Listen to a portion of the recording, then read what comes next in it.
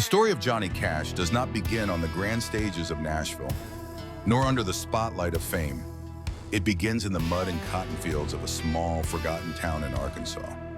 Dyess, a government project town built during the Great Depression, meant to give struggling families a second chance.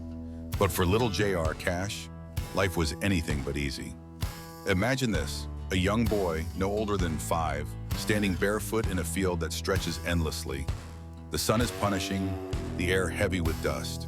His small hands, already blistered, reach for the sharp cotton bolls. Each day begins before dawn and ends only when the stars appear. His family wasn't rich, not even close, but they had grit. And grit was all they could afford. Music was the only escape. At night, when the long hours of picking cotton ended, young JR would sit close to the crackling radio. He'd hear gospel choirs, the blues rolling out of Memphis, and the raw twang of country songs. Those voices didn't just entertain him. They carved themselves into his soul. He carried them like secrets, shaping the rhythm of the man he would one day become. But childhood was not only toil, it was tragedy. Johnny's older brother, Jack, was the light of the Cash family. Kind, hardworking, deeply religious. Johnny adored him. But in 1944, an accident in the sawmill would take Jack's life. He was only 14. The wound carved into Johnny's heart never fully healed. He carried guilt, grief, and questions about God for the rest of his life. That loss became the shadow behind every song he sang. Picture this moment, a little boy dressed in hand-me-down overalls, standing beside a wooden coffin. The church is filled with sorrow, the air heavy with hymns. Johnny's eyes are wet, his lips pressed tight. Somewhere deep inside, he makes a silent vow that he will never forget his brother, that his songs will carry Jack's spirit with him. That vow shaped the man, the legend, and the voice that would one day thunder through America. Years later, Johnny would say, "There's no loneliness quite like the loneliness of a child who has lost his brother." Those words weren't just a reflection, they were prophecy.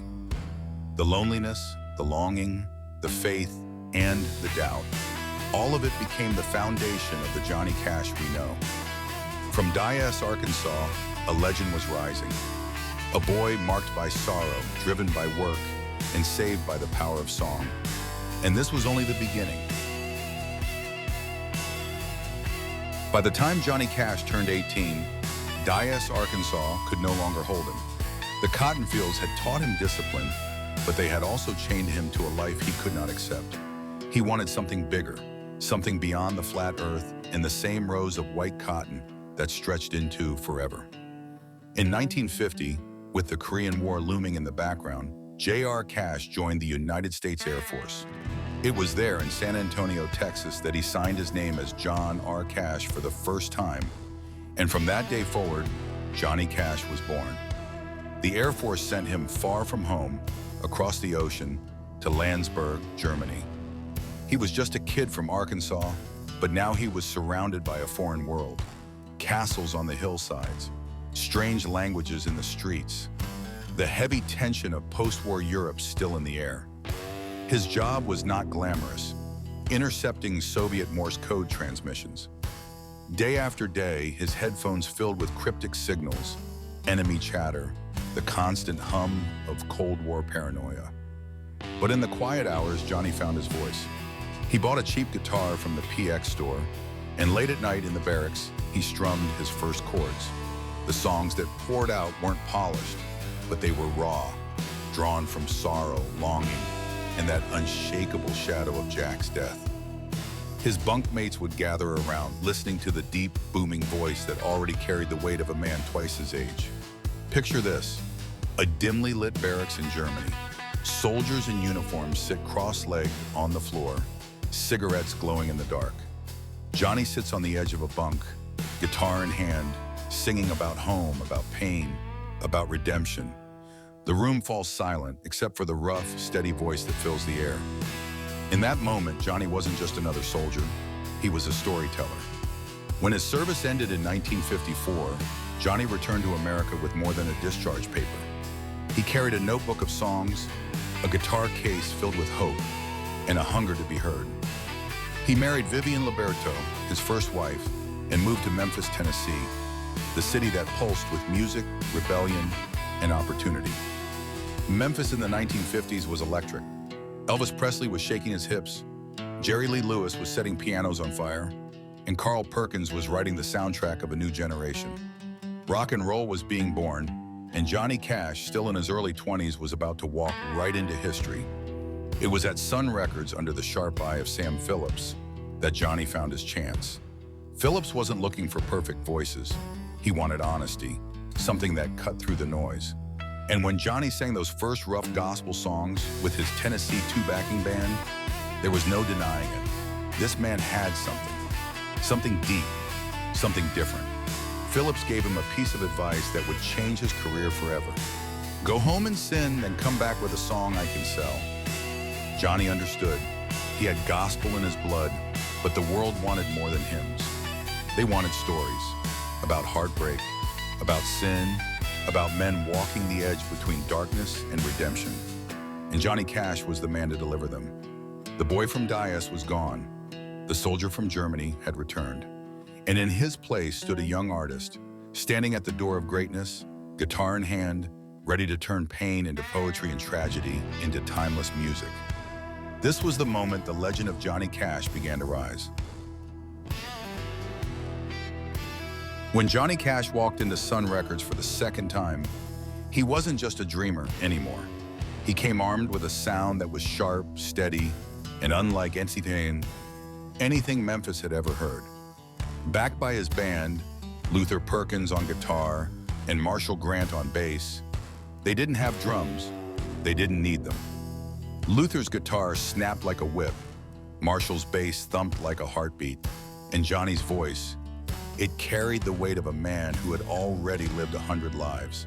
Sam Phillips listened. He didn't smile, he didn't clap, he simply nodded, and that nod meant everything. Soon, Johnny was in the studio cutting records that would shake America. Cry, Cry, Cry came first, then Folsom Prison Blues, and then the song that would seal his name forever, I Walk the Line. It wasn't flashy, it wasn't loud, but it was real. That steady, hypnotic rhythm, combined with Johnny's vow of loyalty, made it a hit. In 1956, I Walk the Line climbed straight to #1 on the country charts and crossed over into pop, selling more than 2 million copies. The boy from Dias had become a national voice. Now picture this. Johnny on stage, slick black hair, guitar slung low, microphone in front of him. The crowd waits, restless. He leans in, his voice low and commanding. Hello, I'm Johnny Cash. A roar fills the room. Then the first chords of I Walk the Line slice through the air. It's not just music, it's confession, it's faith. It's a man promising the world he'll hold himself together, even when he's falling apart inside. But Johnny wasn't alone in this revolution. Sun Records was a volcano about to erupt.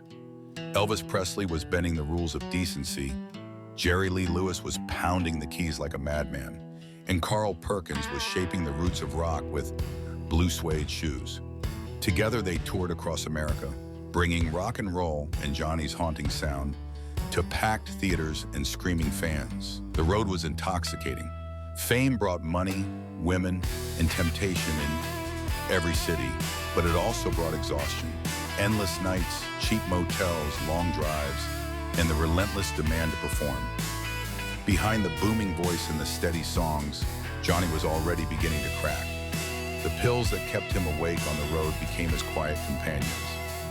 Still the music soared, his dark suits, his deep voice, his no-nonsense presence.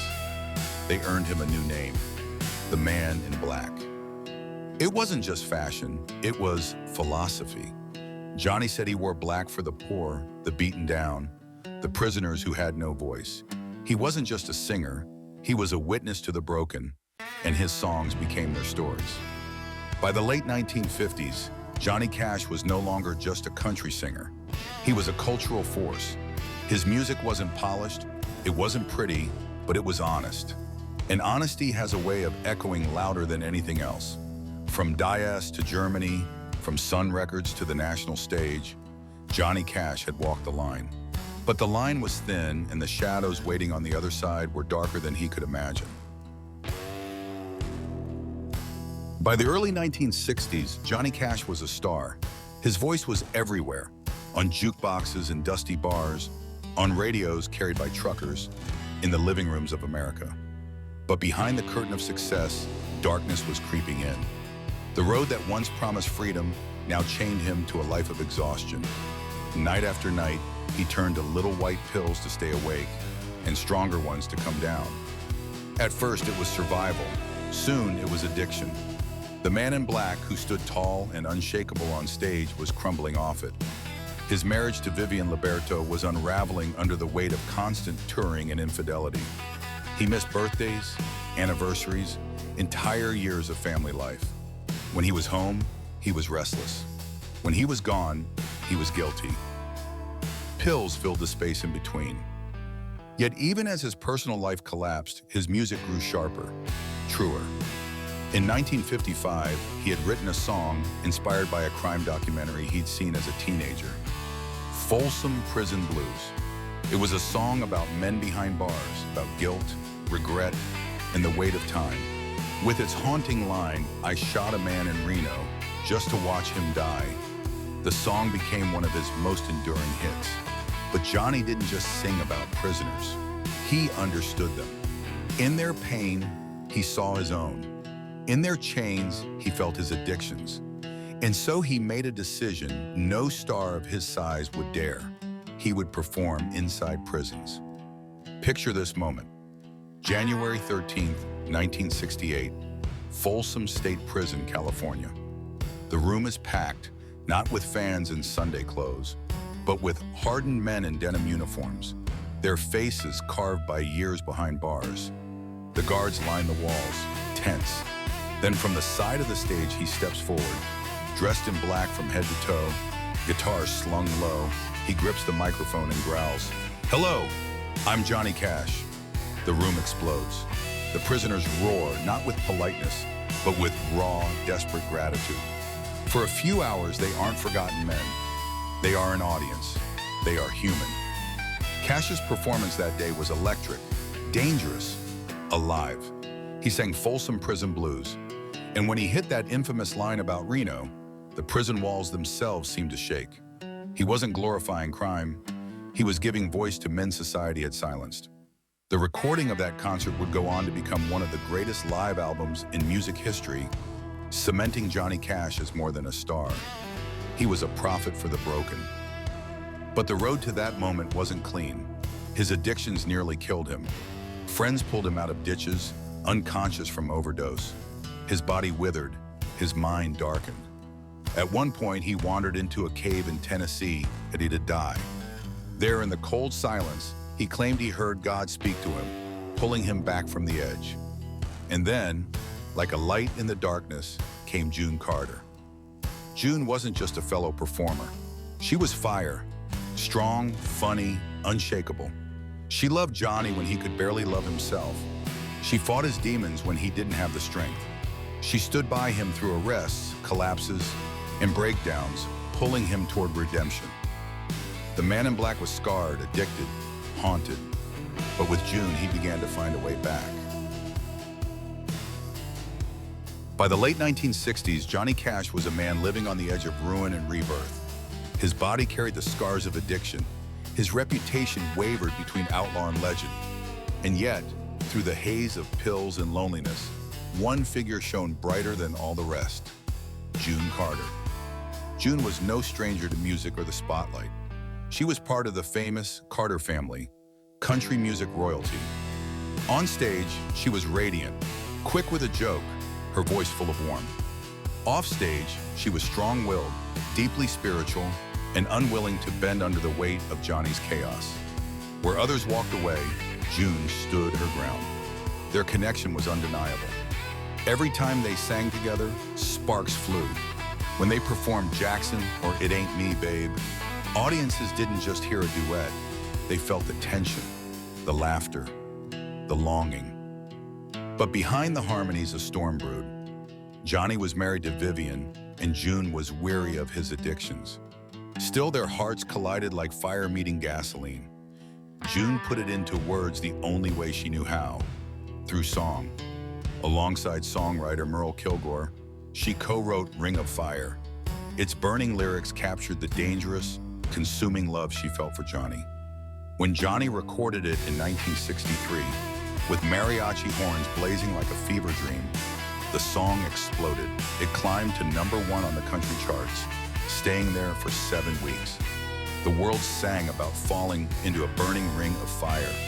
But for Johnny and June, it wasn't just a song, it was their truth. Picture this, a smoky stage, the spotlight catching Johnny and June standing side by side. Johnny in black, June in a bright dress, her smile dazzling against his brooding presence. Their eyes meet as they sing. The crowd hears music, but the two of them are living a love story. Dangerous, imperfect, but unstoppable. By 1968, after years of turmoil, Johnny finally proposed to June in the most Johnny Cash way possible. On stage in front of thousands, during a concert in London, Ontario. She said yes. Soon after they married, sealing a bond that would endure every storm ahead. June became more than a wife. She was his anchor, his conscience, his constant reminder that redemption was possible. Together, they built not just a marriage, but a partnership in music and life. With June by his side, Johnny began to wrestle his demons into submission. He checked into rehab, stumbled, relapsed, but always got back up again. And every time he sang I Walk the Line or Ring of Fire, it wasn't just a performance, it was a vow. The man in black had found his queen, and with her, he stepped into a new chapter, one where love and faith would hold him steady, even as the darkness lingered close. But fame was still a cruel master, and the stage, no matter how bright, couldn't silence the shadows forever. By the end of the 1960s, Johnny Cash had walked through fire and somehow come out alive. With June by his side and the worst of his addictions behind him, he was ready for something bigger than chart-topping singles. He wanted to speak not just to country fans, not just to rock and roll rebels, but to all of America. And in 1969, he found the perfect stage, television. The Johnny Cash Show, broadcast from Nashville's Ryman Auditorium, the mother church of country music, wasn't just another variety show. It was different because Johnny himself was different. He didn't care about polished acts or pop glamour. He cared about truth. When the cameras rolled, America saw not a polished TV host, but the man in black, rugged, sincere, and unafraid. He opened every show the same way, his booming baritone cutting through the screen. Hello, I'm Johnny Cash. The crowd erupted every week, without fail. But the magic wasn't only in Johnny's presence, it was in who he invited. He gave a stage to voices the mainstream often ignored. Bob Dylan, Joni Mitchell, Chris Christopherson, and even a young Neil Young. He bridged worlds, country and folk, gospel and rock, old America and the restless new generation. On his stage, they weren't separated by labels. They were united by music. Picture this moment. Johnny standing in the spotlight, guitar in hand, as Bob Dylan walks out beside him. The two launch into Girl from the North Country, their voices imperfect, but authentic. Millions of Americans watch, not just hearing a song, but witnessing two legends bringing different worlds together. But the Johnny Cash Show wasn't only about music, it was about message. Johnny used his platform to highlight issues that mattered. He sang about prisoners, Native Americans, the poor, the forgotten. He wasn't afraid to challenge his audience, even if it meant losing fans. When he performed The Ballad of Ira Hayes, a song about a Native American war hero who died drunk and forgotten, network executives begged him not to. Johnny refused. He sang it anyway. That was Johnny Cash. He didn't sing for approval. He sang for the truth. The show ran for 2 years, a short time in television history, but its impact was timeless. It cemented Johnny Cash not just as a singer, but as a cultural leader, a man who could stand between generations, between traditions, and bring them together with a song. Yet while the world saw a steady host, behind the curtain, Johnny was still fighting battles. His health wavered, the old temptations called, and the demands of fame never relented. But one thing had changed. He was no longer fighting alone. June was there, always, and the family they built together gave him reasons to keep standing when the shadows grew heavy. By the early 1970s, Johnny Cash was more than a musician. He was a symbol. The black clothes, the deep voice, the unwavering honesty, they all told a story bigger than himself. He was no longer just the boy from Dias or the addict on the edge. He had become the conscience of a nation, singing for the broken, the unseen, the unheard. But as the years rolled on, new storms waited just beyond the stage lights. The 1970s should have been a golden decade for Johnny Cash. He had June, he had a family, he had the love of millions. He had his own television show and a legacy already carved into American music. But fame is a merciless companion. It does not forgive, and it does not forget. The years on the road, the battles with pills, and the weight of constant expectation began to drag him down again. Though he had moments of triumph, performances at the White House for President Nixon, collaborations with country legends, the shadows returned. His body, once so powerful on stage, grew frail. His voice, though still commanding, began to carry exhaustion. And the music industry was changing. New stars rose, trends shifted, and Johnny Cash, the rebel who once defied every rule, found himself out of step with the times. Radio stations played fewer of his songs.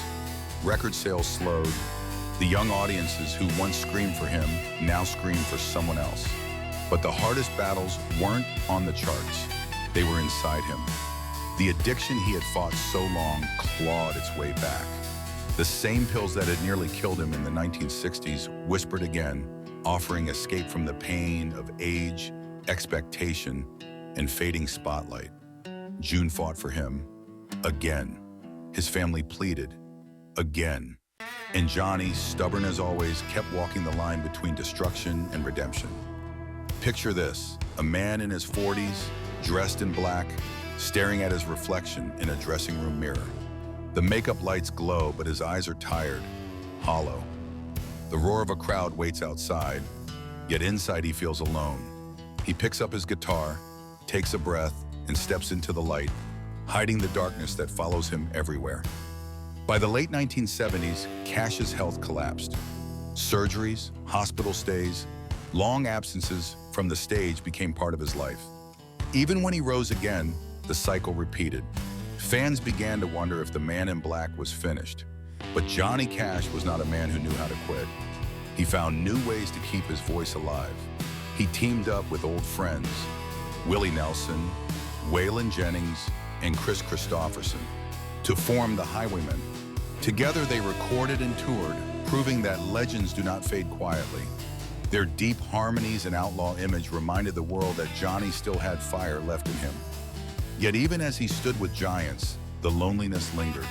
He was no longer the star of the charts, no longer the rebel shaking America. He was a survivor, weathered and scarred. The fall was real.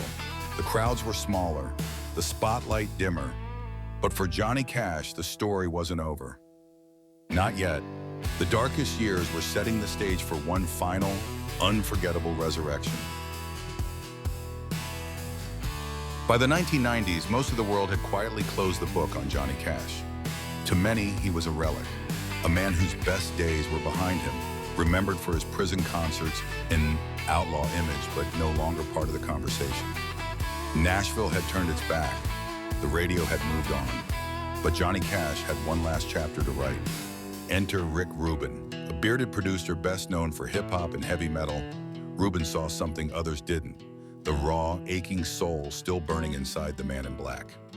When the two met in 1993, Rubin didn't want Johnny to chase trends. He didn't want him to sound like anyone else. He wanted Johnny Cash stripped bare, just a voice, a guitar, and the truth. The result was the American Recording Series. Suddenly, the world heard Johnny like never before. He sang old folk songs, gospel hymns, and covers of unexpected artists, Tom Waits, Nick Cave, even 9 Inch Nails. Each song was soaked in age, pain, and defiance. It wasn't the voice of the young rebel anymore. It was the voice of a man who had walked through fire, who had lived and lost and survived. And then came the song that became his farewell to the world.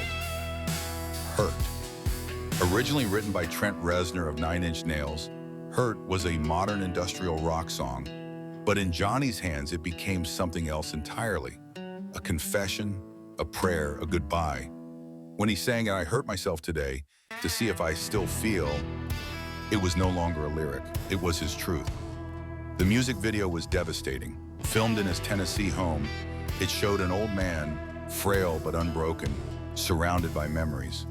Old footage of the young Johnny flickered across the screen, the fire in his eyes, the strength in his voice, contrasted with the fragile figure sitting at the piano, hands trembling, eyes filled with sorrow. June appeared briefly, watching him with a love that had endured everything. Only months later, she would pass away.